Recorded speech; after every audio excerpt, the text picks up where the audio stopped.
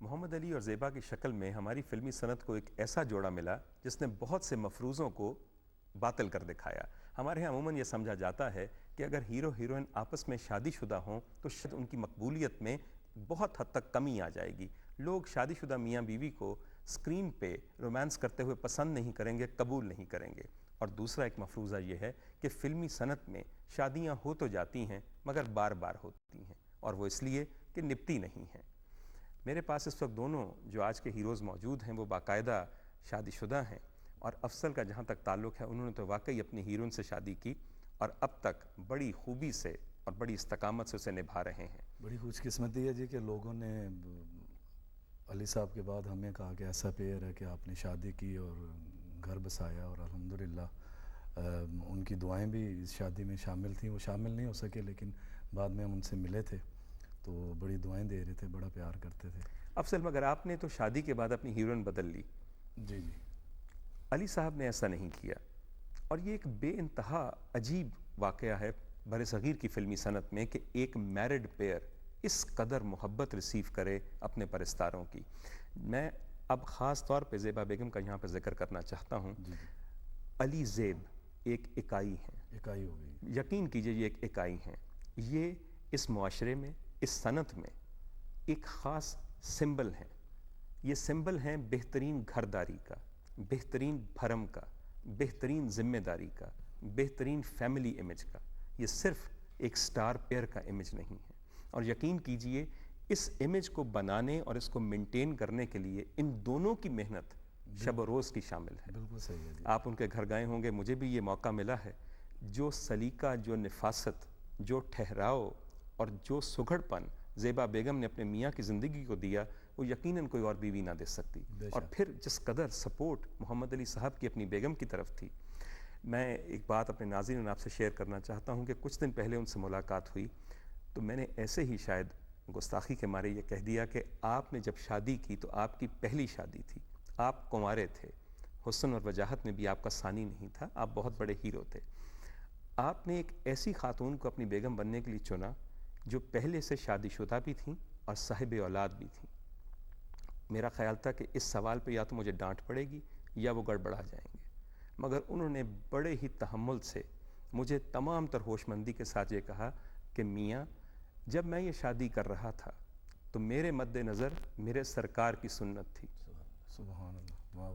اب اس قسم کے آدمی کو انسان کیسے نہ یاد کرے۔ کیا بات ہے، بالکل ٹھیک ہے۔ بھیا تھے جی پوری انڈسٹری کے، اور ان کی شریف النفسی کا اندازہ یہ لگائیے کہ ان کی ہیروئنیں بھی انہیں بھیا ہی کہتی تھیں شارٹ کٹ ہونے کے بعد۔ سر ہم انڈسٹری اب سے کہاں رہے وہ لوگ کہ وہ بہن بھائی بن کے بھی ایسا اچھا کام، اور بعد میں تو ایک عجیب و غریب نفسا نفسی ہے۔ لاسٹ ٹائم کراچی سے لاہور آ رہا تھا تو ساتھ ہی بیٹھا تھا، میں ان کی پیچھے والی سیٹ پہ بیٹھا تھا، وہ اور زیبا باجی ساتھ بیٹھے تھے، بھابھی ساتھ ہی تھے۔ جب ہم یہاں پہ لاہور ایئرپورٹ پہنچے تو ان کی طبیعت ٹھیک نہیں تھی، چل نہیں سکتے تھے زیادہ، تو زیبا بھابھی نے بیگ پکڑا ہوا تھا، ہینڈ کیریئر وہ، تو میں نے ریکویسٹ کی کہ پلیز میں یہ پکڑ لیتا ہوں علی بھائی سے۔ انہوں نے کہا نہیں نہیں بیٹا تم یہ نہیں کرو، دکھاؤ۔ ان سے دونوں نے بیگ لے لیے اور خود پکڑ کے چلنے لگے۔ جو اسٹاف تھا اس نے ویل چیئر لے کر آیا تو کہتے نہیں نہیں میں خود جاؤں گا، میں خود جاؤں گا۔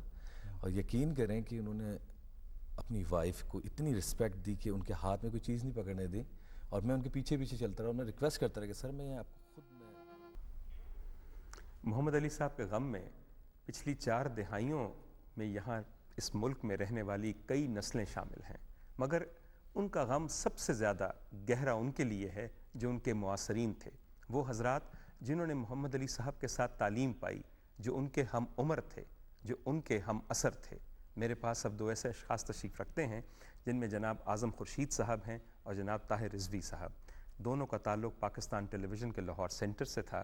اعظم خورشید صاحب یہاں کے جی ایم تھے، طاہر رضوی صاحب یہاں کے سینئر پروڈیوسر تھے۔ آج اتنے برسوں بعد جس بزم کو چھوڑ گئے تھے اس میں دوبارہ اپنے دوست کی یاد کو منانے کے لیے آئے ہیں۔ اعظم صاحب وقت چونکہ کم ہے اس لیے میں آپ کی طرف سوال کیا کروں گا، آپ بتائیے کہ دل کی کیا کیفیت ہے اپنے ساتھی کے بچھڑ جانے پہ؟ ہوا یہ ہے کہ یہ کوئی سانحہ ایسا نہیں ہے جو بھلایا جا سکے۔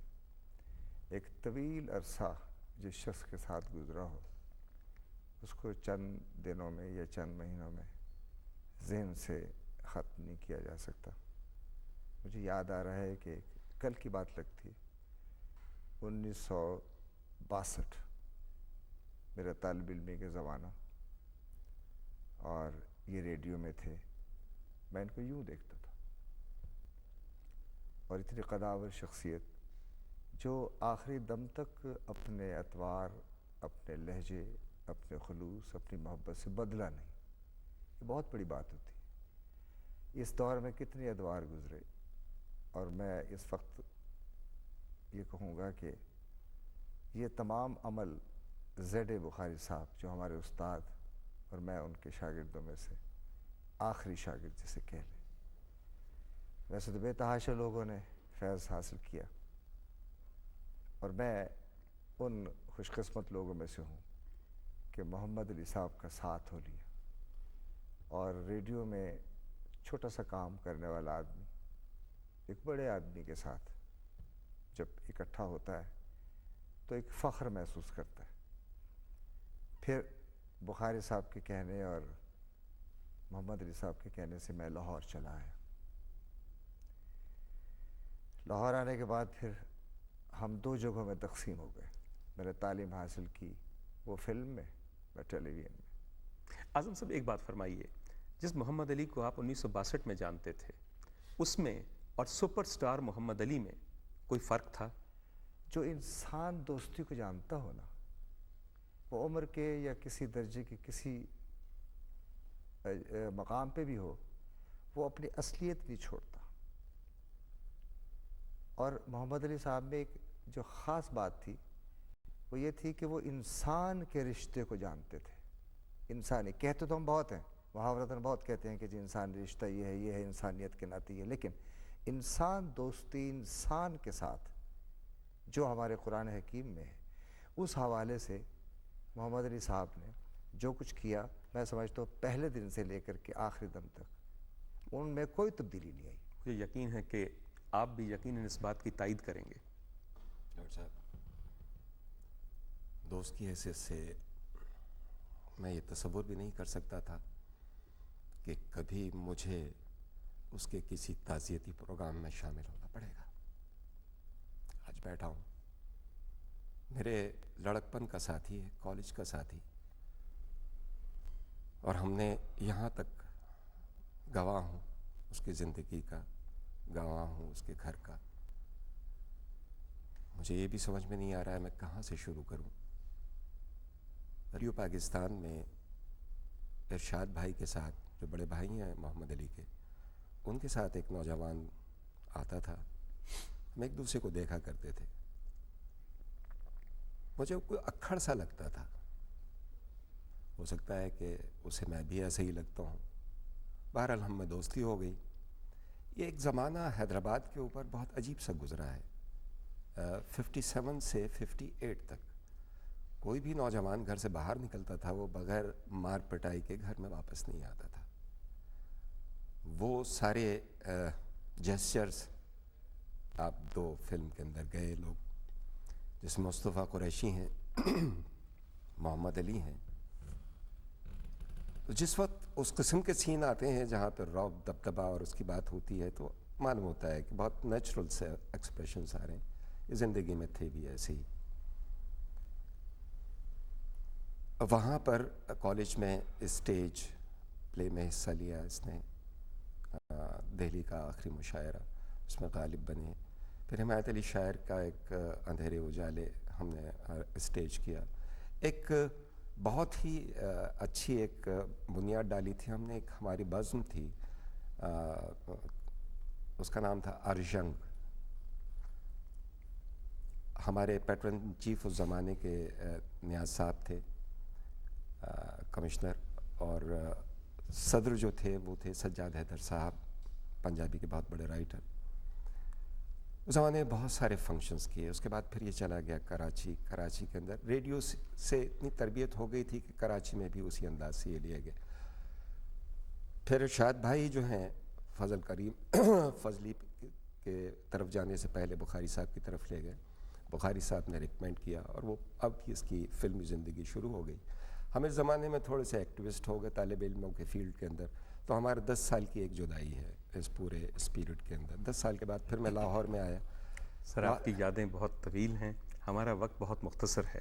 میں آپ سے معذرت خواہ ہوں، یہ سلسلہ یقیناً چلتا رہے گا.